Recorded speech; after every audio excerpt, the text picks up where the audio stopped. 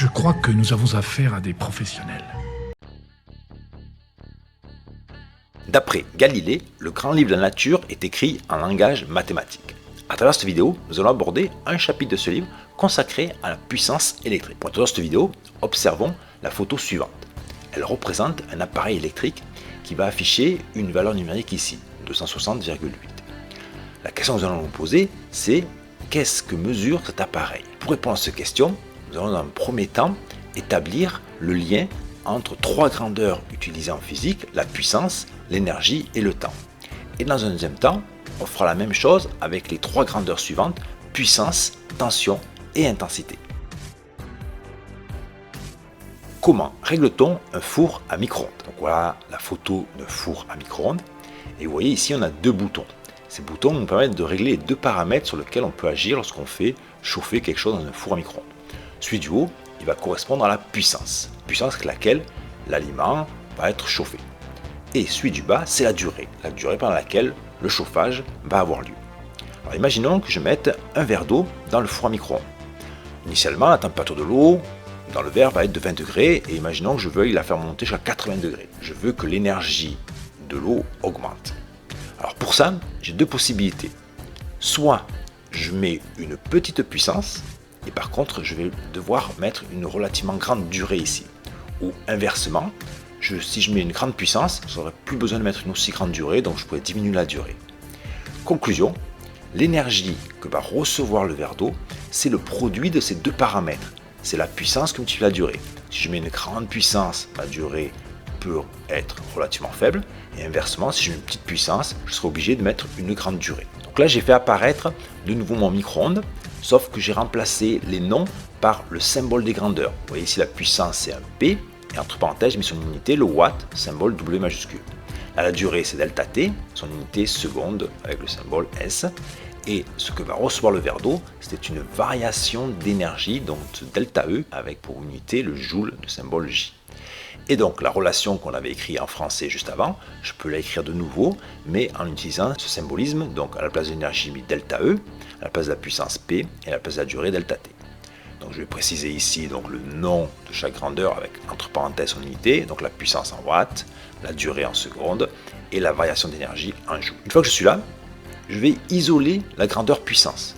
Donc la puissance qui est ici, je peux dire que c'est la variation d'énergie que divise la durée. C'est ce que vous voyez ici. Et une fois que j'ai écrit ça, je peux revenir sur ce qu'est la puissance.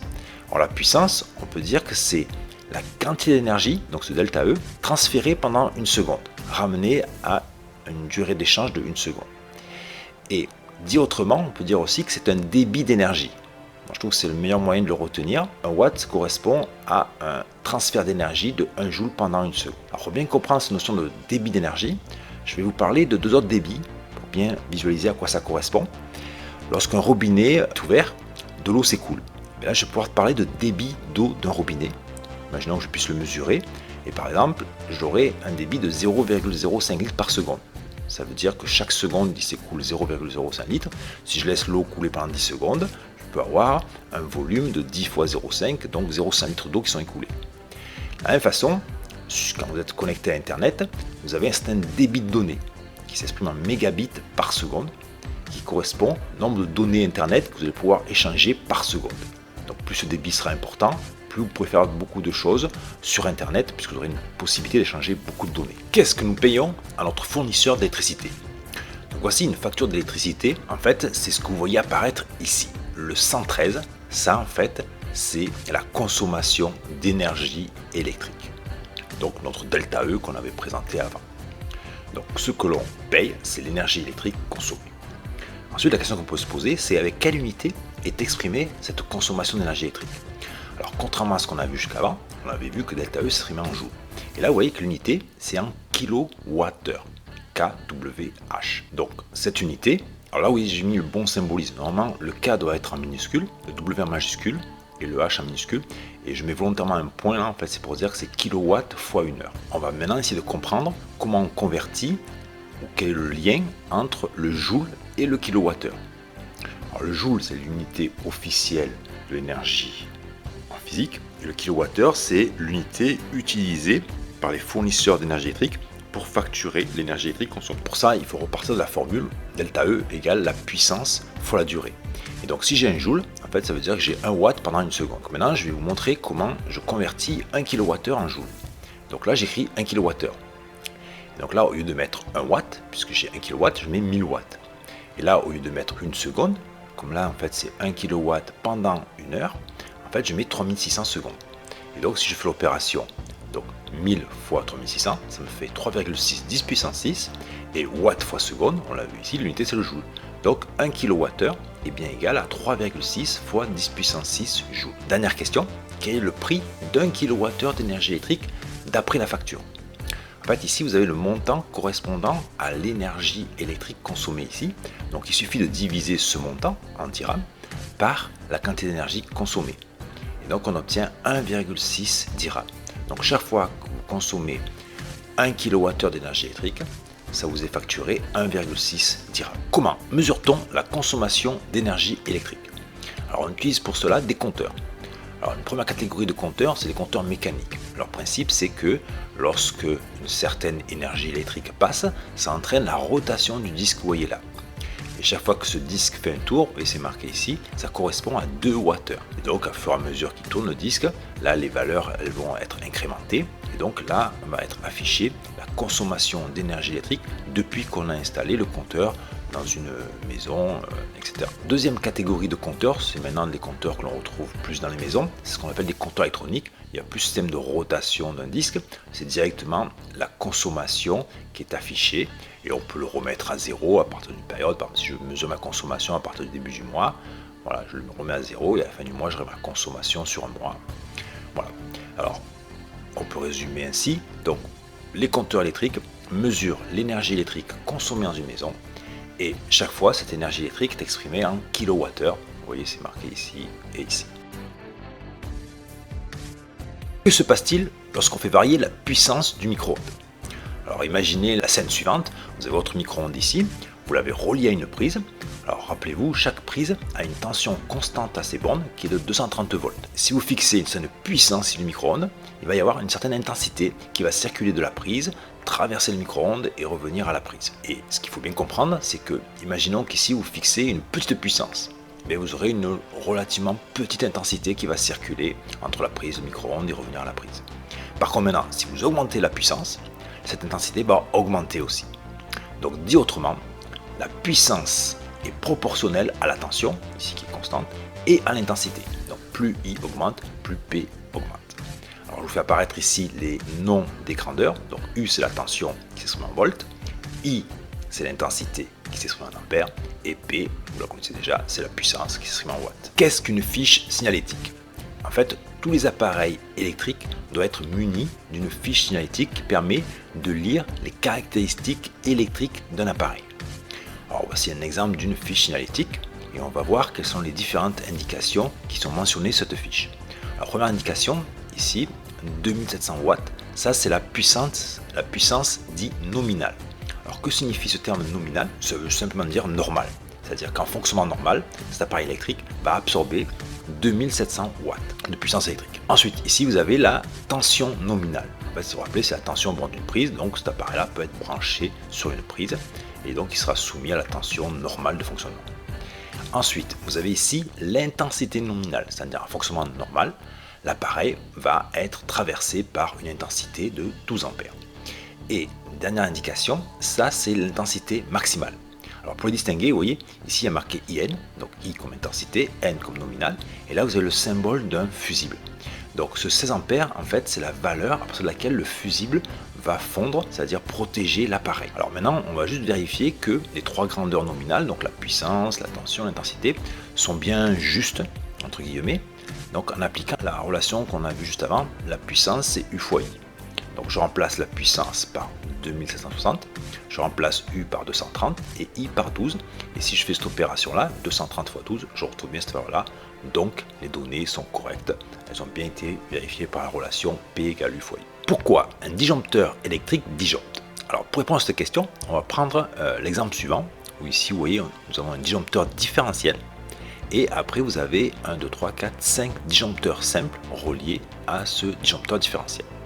Alors, chaque disjoncteur va correspondre à une ligne électrique. Donc là, ce sera pour un sèche-linge. Et vous voyez que la valeur maximale à partir de laquelle il va disjoncter, ici, c'est 20 ampères. Pour la ligne du lave-vaisselle, c'est aussi 20 ampères. Pour la ligne des convecteurs, nous avons 20 ampères aussi. Et pour la ligne de prise, 16 ampères. Et enfin, pour la ligne d'éclairage, 10 ampères. Nous allons nous intéresser à cette ligne-là. Je reprends ici. Donc vous devez avoir en tête que les appareils sont tous branchés en dérivation, comme je l'ai représenté ici. Donc là, le fil rouge correspond à ça, et le fil bleu, donc le neutre, à ça. Alors imaginons que je ferme l'interrupteur qui permet d'allumer cette lampe-là. Et faisons l'hypothèse que cette lampe-là a besoin pour s'allumer de 1 ampère. Donc ici, j'ai 1 ampère qui va circuler ici et qui va revenir au niveau de la phase là. Maintenant, je ferme le circuit d'une deuxième lampe qui, je suppose, qui est identique à la première, donc elle aussi va nécessiter 1 ampère. Donc là, j'aurai bien 2 ampères qui vont arriver ici et 2 ampères qui vont repartir là. Et je ferme un troisième circuit qui va éclairer une troisième lampe, pareil 1 ampère. Donc au final, vous voyez, parce que ces 3 lampes sont allumées, j'ai 3 ampères qui arrivent ici et 3 ampères qui ressortent là. Alors dit autrement, plus le nombre de lampes éclairées augmente, plus l'intensité demandée augmente. Comme la puissance, on va appeler c'est la tension fois l'intensité, et bien ma puissance va augmenter au fur et à mesure que j'éclaire des lampes. Et maintenant, si je m'intéresse à la consommation d'énergie électrique, en fait, cette consommation va augmenter au fur et à mesure que j'allume de plus en plus de lampes, parce que la puissance augmente, et va être liée aussi à la durée d'éclairage, puisque plus la durée sera grande, plus l'énergie électrique consommée sera grande. Alors pour finir, on va répondre à la question pourquoi un disjoncteur électrique disjoncte. Par exemple, pour la ligne d'éclairage ici, le disjoncteur va disjoncter si l'intensité ici dépasse 10 ampères. Dit autrement, si j'ai allumé plus de 10 lampes. À ce moment-là, lui détecte que l'intensité est supérieure à 10 ampères, donc il disjoncte pour protéger la ligne d'éclairage. Pour conclure, revenons à la question qu'on s'était posée lors de l'introduction et qui était la suivante, qu'est-ce qui est mesuré par cet appareil? Donc maintenant nous pouvons y répondre, en fait il s'agit d'un compteur électrique. Et donc ce qu'il affiche, c'est la consommation d'énergie électrique consommée par une maison où est branché ce compteur. Et cette énergie électrique consommée est exprimée non pas en joules, qui est l'unité officielle d'énergie, mais en kilowattheures. Donc ici, on peut dire que delta E est égal à 260,8 kWh. Alors tout d'abord, revenons un peu sur cette notion de delta E. Delta veut dire que c'est une différence. Ça va être, en fait, le 260,8, là, il veut dire qu'à un moment donné, on a remis le compteur à 0, ça serait l'énergie initiale, et à l'instant où on le lit, ça c'est l'énergie finale. Donc l'énergie électrique qui a circulé à travers le compteur, là, correspond à 260,8. Ensuite, petit rappel sur comment on convertit des kilowattheures en joules. Il suffit de multiplier, par exemple si là je vous demandais convertissez-moi 260,8 kWh en joules, il faut multiplier cette valeur là par 3,6 10 puissance 6 joules. Cette vidéo a été l'occasion de vous parler de beaucoup de grandeurs physiques. En fait on en a vu 5 que je récapitule ici: l'énergie, la puissance, le temps, la tension, l'intensité. Ici, je vous fais apparaître donc le symbole de ces grandeurs. C'est un E majuscule pour l'énergie, P majuscule pour la puissance, T minuscule pour le temps, U majuscule pour la tension, I majuscule pour l'intensité. Et là, vous avez l'unité correspondante à chaque grandeur. Donc l'unité officielle, parce qu'on va appeler pour l'énergie c'est le joule, alors que pour les fournisseurs d'électricité, ils utilisent plutôt le kilowattheure.